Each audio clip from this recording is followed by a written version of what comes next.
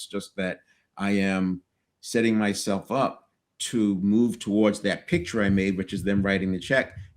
And it helps me access what I know. The opposite of that would be knowing that when people are afraid, they shut down, they start closing down, they lose access. So by seeing the person write the check, it moves the vision out again. It gives me access to things I can say. And that's probably the easiest way to describe what that is. So I'm going to stop there because I know that some of these things must have resonated with you since you've been selling and training salespeople. You've seen it from both sides. 100%. I used to say to my sales team, I can teach you all kinds of skills all day long, but if you don't have the right mindset, or if you come into this sales situation with these ideas about, or bad ideas about the service that we're providing, or the customers that we interact with, then you're setting yourself up for failure, but you're also setting up person you're trying to help for failure. So the mindset, you can have all the skills that you want, but if the mindset isn't right, you are creating a constant resistance, and that constant resistance is not allowing you as a professional, that business owner that needs to sell, or a salesperson that needs to sell, it's not allowing you to open your mind, and therefore you're not going to be successful in opening up that prospect's mind.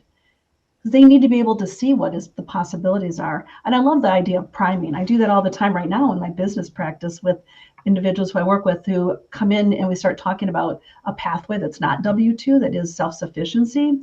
And they start thinking, I can see them in their mind going, oh, I could never be successful. I don't have the right tools. I don't have the right money. I don't think I can do this. So I prime that by saying 75% individuals have thought about, or dreamt about, or even maybe started to pursue the idea of becoming self-sufficient, but they stop because all of these things, these fears, like you said, the fears come in and they narrow it down. And what we say about fear is it's false evidence appearing real.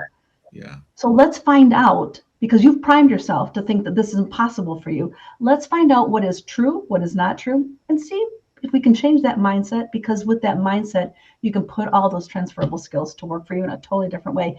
And in a sales situation, you can put those skills that you have and the knowledge you have about the product you're going to sell, and the reason why it's important and why you believe in it, and put it to good use to help somebody else understand. It's a resource potentially for them as well. Love this. I love this. And I know the neuroscience is something, Mo, that you have an amazing expertise on. And so I love listening and learning from you and how it really does apply and can change us and make us work for good, and used for Thank you. I used for appreciate good, what that. we used to not used for good, and not becoming a sales professional become a sales professional that is positive and using what we have in our neurons for good. So I like, and thank you, but I like what you were talking about with the priming. And I want you to think about that as I go through some of these slides, because I'll tell you what we're doing is this roadmap. This is what symbolizes the roadmap. And you see, I have this pre-qualify, mhm. this pre-qualify step where you have rapport and the know, like, and trust, but there's a stop sign. It says decide.